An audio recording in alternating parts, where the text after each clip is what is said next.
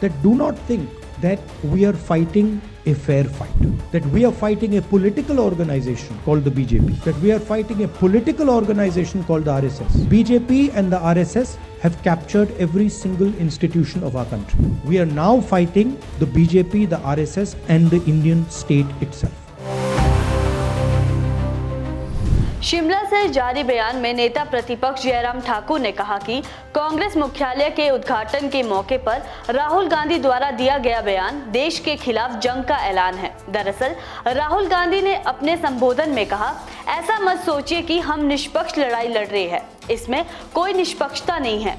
अगर आप मानते हैं कि हम बीजेपी या आरएसएस से लड़ रहे हैं तो आप समझ नहीं पाए हैं कि क्या हो रहा है। भाजपा और आरएसएस ने हमारे देश की हर संस्था पर कब्जा कर लिया है। अब हम बीजेपी और आरएसएस से नहीं बल्कि इंडियन स्टेट से लड़ रहे हैं। राहुल गांधी के ये बयान अब देश भर में चर्चा का विषय बन गया है। नेता प्रतिपक्ष जयराम ठाकुर ने कहा कि किसी भी जिम्मेदार नेता से ऐसे बयान की उम्मीद नहीं की जा सकती। प्रधानमंत्री नरेंद्र मोदी का विरोध करते करते राहुल गांधी अब देश के विरोध पर उतर आए हैं, जो शर्मनाक है।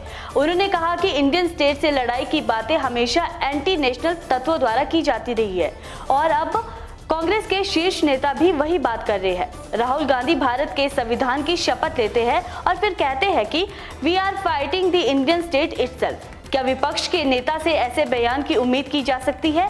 उन्हें पूरे देश से माफी मांगनी चाहिए। राहुल गांधी का बयान देश के खिलाफ जंग का ऐलान है।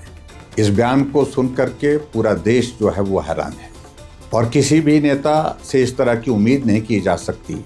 प्रधानमंत्री नरेंद्र मोदी जी का विरोध करते करते मैं समझ रहा हूं कि राहुल गांधी अब देश के विरोध करने पर उतर आए। इंडियन स्टेट से लड़ाई की बातें हमेशा एंटी नेशनल एलिमेंट के द्वारा ही की जाती है और आज देश के नेता प्रतिपक्ष राहुल गांधी जी और कांग्रेस के सर्वे सर्वा भी वही बातें कह रहे हैं। राहुल गांधी जी भारत के संविधान की शपथ लेते हैं और साथ ही कहते हैं कि we are fighting the Indian state itself. मैं समझता हूँ कि ये बहुत दुर्भाग्यपूर्ण है।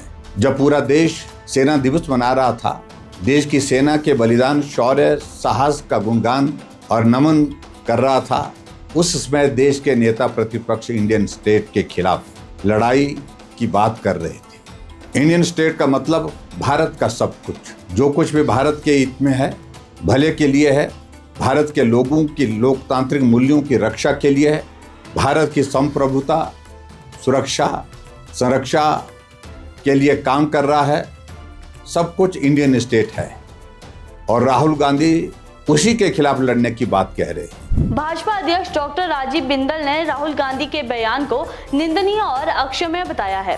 राष्ट्र, देश और भारत की संस्कृति के संबंध में अधूरा एवं विकृत ज्ञान होने के कारण नेहरू गांधी परिवार लगातार संघ को गाली देता आया है। भारत के बारे में, देश के बारे में तो राहुल जी का बयान अक्षम्य है और उन्हें देश से माफी मांगनी चाहिए।